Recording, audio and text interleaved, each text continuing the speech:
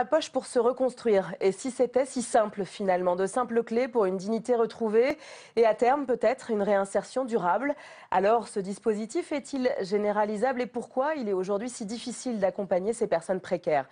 Par manque de moyens ou par explosion de la pauvreté? Et finalement, n'est-ce pas un peu prendre le problème à l'envers face à des villes aux loyers toujours plus élevés? Les pauvres sont-ils condamnés à survivre ou à partir? Vous pouvez réagir sur notre hashtag DocuDébat. Mais pour en parler, je vais d'abord présenter mes invités. Maryse Bresson, bonjour. Bonjour. Vous êtes sociologue, professeur à l'université de Versailles-Saint-Quentin en Yvelines et vous avez signé Sociologie de la précarité chez Armand Collin pour la 3e édition en 2015. Bienvenue à vous. En face de vous, Yann Brossat. Bonjour. Bonjour. Vous êtes adjoint communiste à la mairie de Paris en charge du logement et de l'hébergement d'urgence. Et j'invite nos téléspectateurs à lire L'espion et l'enfant, un livre que vous avez signé chez Flammarion, qui est sorti en février 2016. Enfin, Éric Pliès, directeur général de l'association Aurore. Vous êtes également président du SAMU social de Paris. Bienvenue à vous. Bonjour. Alors, Éric Pliès, ma première question, c'est votre association qui pilote ce dispositif, Un toit, un emploi. On voit que ça marche globalement assez bien.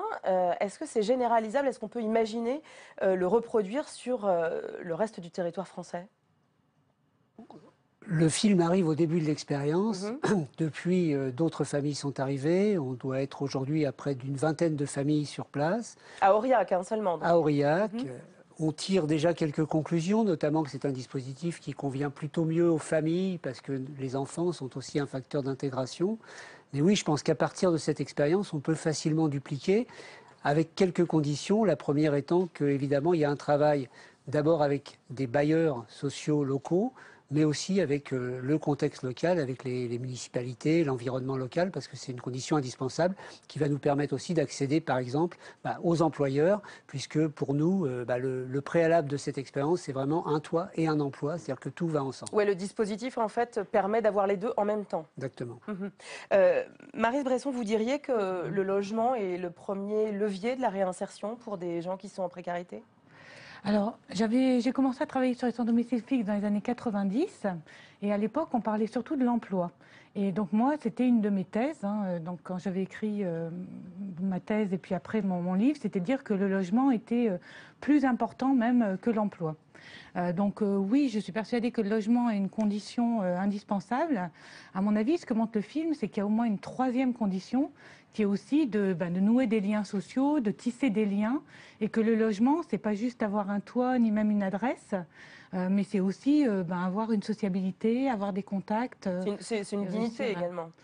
Alors une dignité, mais quand on parle de dignité, on dit au niveau individuel. Et moi, ce qui me frappe en voyant le documentaire, c'est vraiment qu'on a l'impression que ça marche quand il y a les enfants qui sont là et qui du coup permettent d'avoir d'autres liens via l'école, ou quand on peut avoir effectivement des contacts à l'intérieur de la famille d'abord. Je pense que c'est pour ça que ça marche surtout pour les familles. Et puis avec d'autres personnes dans le cadre du travail, parce que finalement le travail, c'est plus encore peut-être qu'un salaire, c'est aussi un moyen d'avoir des liens par le travail justement. Donc moi il me semble que oui, logement, oui c'est très important, à condition que ce logement il veuille dire qu'on est intégré dans une communauté de vie simplement. Ouais. Alors Yann Brossat, je vais m'adresser à l'élu que vous êtes. Est-ce que c'est pas un constat d'échec de finalement devoir exfiltrer des précaires de Paris? J'y ai pensé évidemment en regardant ce documentaire qui par ailleurs est très fort et très émouvant. Enfin, je parle plutôt en tant que téléspectateur qu'en tant qu'élu là, mais je trouve que c'est très fort ce qu'on entend. Non, parce que évidemment qu'une ville comme Paris, comme toutes les grandes métropoles, attire en son sein beaucoup d'hommes et de femmes en situation de précarité qui cherchent un emploi, par exemple. Oui, parce qu'on se dit que c'est à Paris qu'il y a le plus d'opportunités finalement. Notre boulot, c'est évidemment d'assumer nos responsabilités. Et à Paris, on a fait des efforts considérables au cours des dernières années, notamment pour augmenter nos capacités d'hébergement ou, par exemple, pour développer le logement social. Paris est une ville qui, maintenant, compte enfin 20% de logements sociaux et nous voulons aller vers les 30% de logements sociaux. Donc, sur notre territoire, on doit assumer nos responsabilités. Cela dit, il est évident que le problème du logement, comme le problème de l'hébergement, ne peut pas se régler à notre seule échelle. Et donc ça suppose d'envisager des solutions qui dépassent nos simples frontières. Mais ça ne doit pas être une excuse pour ne rien faire chez nous. Là, finalement, on permet en fait à des gens de se réinsérer et en plus de régler une forme d'exode rural pour certaines régions qui sont peu peuplées. Oui, alors c'est vrai que, peut-être préciser que la clé principale, c'est le volontariat des familles. Et ensuite, c'est l'accompagnement. Pour moi, c'est le maître mot. Accompagnement, ça veut dire quoi? Ça veut dire une préparation en amont avec les gens qui sont volontaires, un accompagnement avant pour que les gens découvrent la région. Bien souvent, ils ne savent pas où se situe Aurillac, en l'occurrence ici. Et puis, sur place, comment on facilite l'intégration sur place des personnes. Et pour nous, c'est la condition capitale. C'est vraiment qu'il y ait ce fil rouge qui soit assuré en amont et en aval pour les personnes. Quand on voit, Éric Pliès, dans ce documentaire, à quel point le 115, donc le SAMU social, est aujourd'hui totalement débordé par la demande, on estime, corrigez-moi, mais qu'une demande sur deux ne peut pas être satisfaite par manque de place. Diriez-vous, puisque Yann Brossa est en face de vous, que c'est un manque de volonté politique ou pas? Ou est-ce que là, vraiment, on est face à une explosion de la demande et que le 115 aujourd'hui ne peut pas seul régler cette question? On voit bien que le problème n'est pas qu'un problème de réponse du 115 à la demande immédiate. C'est-à-dire que moi, je pense que le souci principal aujourd'hui dans ces dispositifs d'hébergement, parce qu'on voit bien que depuis 20 ans, des places se sont créées, insuffisantes, certes, mais en même temps, on voit bien que le problème, c'est que le stock ne se vide pas. C'est-à-dire que quand les gens sont dans le système, ils n'en sortent pas. Donc on revient là à la problématique du logement, notamment dans les zones tendues, et donc effectivement, à une réflexion à avoir sur comment on peut allier une intégration dans des zones moins tendues, mais qui en même temps propose un emploi, puisqu'il ne faut pas non plus se retrouver coincé dans une nasse où il n'y a aucune réponse que la seule réponse du logement. Maryse Bresson, vous diriez que l'hébergement d'urgence est encore une solution pour ce type de public très précaire? Moi, ce que je dirais, c'est qu'il ne faut pas réduire les places, comme on l'a fait un moment, je pense, en hébergement d'urgence, et en pensant que transformer, par exemple, les places d'hébergement d'urgence en logement plus stable, ça va être une solution. C'est une bonne solution pour ceux qui sont dans les meilleures places, sauf que y en a des nouveaux qui arrivent et qui, du coup, sinon, ne trouvent pas du tout de place en hébergement d'urgence. Donc, ça doit être en plus. Là, il y a quelque chose à desserrer de manière vraiment globale sur toute la chaîne du logement et même pour les classes moyennes et voire au-delà, et pas seulement donc supprimer des places d'hébergement, surtout pas quoi. Si ça devait être ça, oui, c'est encore une solution malheureusement. Voilà. Oui, mais alors là, la question c'est, est-ce que du coup l'hébergement d'urgence, on est dans une forme de tonneau des Danaïdes? Vous dites qu'il y a effectivement des places qui se sont créées de plus en plus, sauf qu'on voit que le nombre de SDF a doublé en 10 ans, ça paraît être des chiffres absolument anormaux. Alors l'idée c'est quoi? C'est qu'on va continuer en fait de régler pour une solution qui de toute façon à terme ne sera jamais pérenne? Mais ce qui a été dit à l'instant est très juste. C'est-à-dire qu'aujourd'hui, toute la chaîne de l'hébergement et du logement est engorgée et se retrouve très longtemps à rechercher des hébergements, des gens qui en réalité auraient toute leur place dans un logement pérenne, comme on le voit très très bien dans le reportage. Moi, à chaque fois que je visite un centre d'hébergement, je suis frappé par le nombre de gens qui parfois ont un emploi, produisent des richesses, sont relativement insérés dans la société et auraient la possibilité d'accéder à un logement social. Et de la même manière, le parc de logements sociaux est aujourd'hui totalement engorgé parce que des classes moyennes ne trouvent plus de solution dans le parc privé, dans les zones tendues, du fait de l'augmentation du prix des loyers. 60% des Parisiens, par exemple, sont éligibles au logement social. C'est même 70% des Parisiens qui, au vu de leurs revenus, sont éligibles au logement social. Et donc la seule solution, c'est d'augmenter massivement les places d'hébergement et le nombre de logements sociaux. Et de ce point de vue, quand même, à un moment donné, il faut aussi placer les politiques et les élus face à leurs responsabilités. Une ville comme Paris, c'est 4 places d'hébergement pour 1000 habitants. Les Hauts-de-Seine, c'est 1 place d'hébergement pour 1000 habitants. C'est-à-dire qu'un département voisin, comme les Hauts-de-Seine, en compte 4 fois moins que Paris, ce qui évidemment pose un problème. Mais quand vous voyez, Yann Brossa, la résistance, qui est un mot un peu encore léger par rapport à ce que vous avez pu vivre la semaine dernière à Paris, dans le 16e arrondissement, quand vous êtes venu expliquer aux riverains qu'un centre d'hébergement allait être mis en place certainement dans leur quartier, dans le bois de Boulogne. Est-ce que là, typiquement, il y a un refus net parce que c'est par principe, ou finalement, il y a un risque effectivement de voir un nouveau Sangatte se créer au bord de Paris? Je crois qu'il y a des peurs. Des peurs qui sont savamment entretenues par un certain nombre de responsables politiques, en l'occurrence, vous parlez du maire du 16e ? En l'occurrence le député maire du 16e arrondissement qui a tout fait depuis des semaines pour jeter de l'huile sur le feu. On ne peut pas imaginer que le 16e arrondissement soit l'un des seuls arrondissements de Paris qui ne compte aucun centre d'hébergement. Et par ailleurs, moi je suis convaincu que si nous avions eu la possibilité de nous expliquer, de dire que ces hommes et ces femmes qu'on va héberger sont des gens qui travaillent et qui produisent des richesses dans notre ville, à ce moment-là, le regard aurait peut-être été différent. Éric Pliès, vous êtes d'accord? Il suffit d'expliquer? Quand on voit la violence des propos, finalement, on a un peu tendance à ne pas y croire. Il suffit d'arriver à expliquer. Moi, je trouve que la meilleure démonstration qu'on puisse faire, c'est d'emmener les gens voir des endroits où ça marche. Venir dans le 8e arrondissement, où des centres comme ça, ou le 17e, où des centres comme ça sont installés depuis longtemps. Venir dans des villes, y compris des villes bourgeoises des Hauts-de-Seine, si on reste en région parisienne, où là aussi des structures ont totalement trouvé leur place dans l'environnement. Nous, notre conviction, c'est que dès lors qu'il y a un accompagnement des personnes, l'intégration, ça marche, et on en revient au documentaire, c'est bien ça qu'on démontre Aurillac. Voilà, avec le toit, les gens s'insèrent, avec des employeurs qui cherchent de la main-d'œuvre, on arrive à recréer effectivement une insertion pour ces personnes. Pour moi, le fil, il est l'accompagnement, il est comment on intègre une structure, qu'elle soit dans le 16e ou dans le 18e arrondissement de Paris, comment on facilite l'intégration des personnes dans le tissu environnemental. Alors, pour revenir à cette question de la place du logement, de l'hébergement d'urgence dans la réinsertion d'un individu, je voudrais qu'on réécoute l'un des jeunes hommes qu'on a découvert dans le documentaire. S'il y a une ville qui existe où il n'y a pas de place pour les pauvres, c'est bien Paris, parce qu'avec le RSA, c'est de la survie. Déjà, généralement en France, c'est de la survie, mais c'est particulièrement plus difficile à Paris. Même si tu travailles un peu comme moi en intérim, tu as un complément de salaire, parce que je suis au RSA activité, moi je suis pas au RSA socle, c'est-à-dire que je travaille un petit peu à côté. Mais même avec ça, des fiches de paye, même si c'est qu'un mi-temps, je sais pas, il n'y a pas moyen. Yann Brossa, est-ce que Paris est un ghetto de riches? Et j'essaye de faire en sorte que ce ne soit pas le cas. Mais c'en est un donc. C'est évidemment difficile parce que c'est au fond une course de vitesse entre le marché qui est extrêmement puissant, la spéculation immobilière qui est galopante et dans le même temps les pouvoirs publics qui essayent d'enrayer cette spirale spéculative-là. Ça n'est pas évident et ça suppose évidemment des moyens extrêmement puissants. Cela dit quand même, les efforts qui ont été faits par la ville de Paris, le fait que le logement soit le premier budget de la ville de Paris, 500 millions d'euros qui sont investis chaque année, ça nous permet chaque année de loger des milliers d'hommes et de femmes qui ont de petits revenus et qui, sans cette politique-là, seraient exclus de Paris. Mais évidemment que c'est un long chemin. Maryse Bresson, c'est parce qu'il y a des ghettos de riches à l'image de Paris que les ghettos de pauvres existent finalement? L'un ne fonctionne pas sans l'autre? Alors, les ghettos de riches existent plus que les ghettos de pauvres, à la limite. Parce que justement, il y a des quartiers qui sont très concentrés en pauvreté, mais il y a rarement que des pauvres dans les ghettos de pauvres, ce qu'on appelle quelquefois. Alors que les ghettos de riches, là, il y en a vraiment avec que des riches.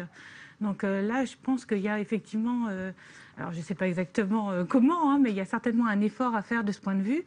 En tout cas, c'est ce qu'on dit en sociologie. Les ghettos de riches existent plus en France que les ghettos de pauvres. Mais là, quand on voit les problématiques que pose en fait juste la création d'un centre d'hébergement d'urgence dans un quartier comme le 16e arrondissement de Paris, est-ce à dire que la mixité sociale est un vœu pieux? Alors, un vœu pieux. D'abord, ça doit être une volonté politique. Donc ça, c'est clair, parce que ça ne va pas se faire automatiquement. Lorsqu'on laisse fonctionner le marché et les règles du marché, alors il y a un sociologue qui s'appelle Jacques Donzelot qui a parlé d'urbanisation affinitaire. C'est sûr que vont se regrouper entre eux ceux qui peuvent. Et ceux qui peuvent, c'est d'abord les riches. Donc voilà, ceux qui peuvent faire le choix en fait de se mettre ensemble. Ceux qui peuvent faire le choix de se mettre ensemble. Et du coup, restent en bout de course ceux qui sont relégués et qui ne peuvent pas forcément aller ailleurs. Donc là, il y a effectivement il y a guère que la contrainte aussi par moment, et puis d'autres armes peut-être politiques d'incitation qui peuvent faire bouger enfin à mon avis, cet état de fait. Après, il y a la question du stigmate, juste pour terminer, et ça, je pense que c'est ça aussi.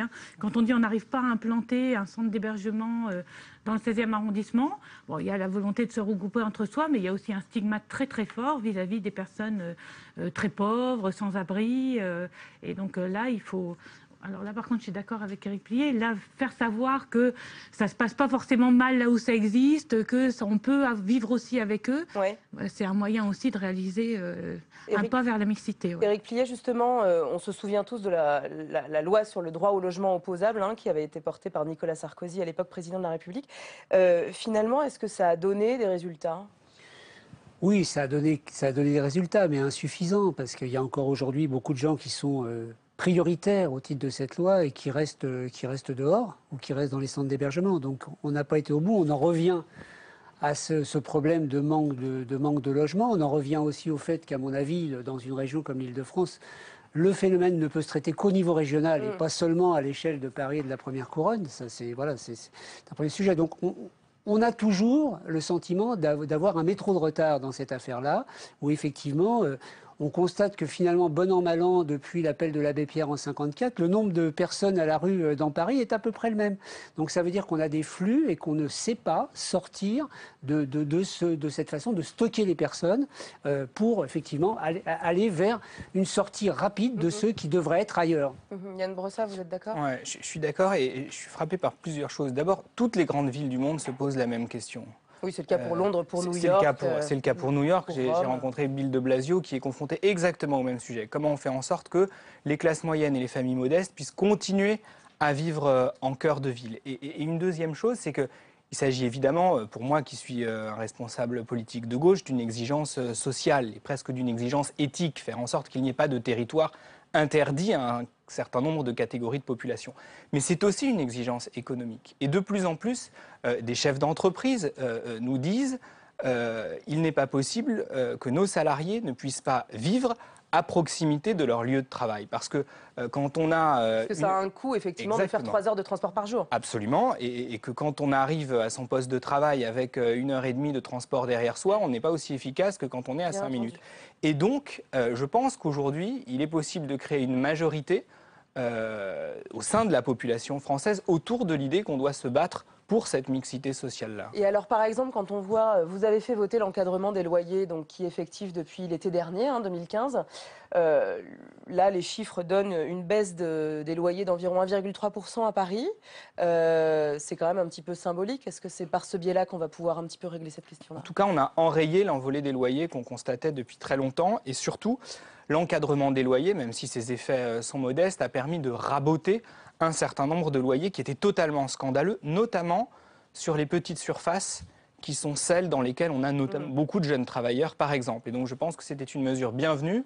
Après, il faut sans doute aller plus loin, mais c'est déjà un premier pas. À titre d'information, j'ai encore regardé ce matin, 17 mètres carrés dans le 13e arrondissement, 896 €. Ouais, voilà. Là, je pense qu'on est clairement sur un loyer qui nécessite d'être raboté.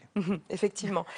Maryse Bresson, quand on voit qu'effectivement on est ici dans une problématique qui est plus régionale, il faut que tout ceci soit réglé au niveau du Grand Paris, est-ce que le risque, ce n'est pas encore de faire de la gentrification, ce mot barbare qui dit que le centre-ville est plutôt celui qui appartient, entre guillemets, aux gens les plus dotés financièrement et du coup la grande couronne aux gens les moins riches? Alors pour l'instant, il y a clairement ce problème. La gentrification, c'est même le cœur des grandes villes pour les plus riches. Et puis après, il y a la périurbanisation, alors tout autour, et puis et la relégation, donc dans les 3 mouvements, la relégation pour ceux qui ne peuvent vraiment pas choisir où ils vont.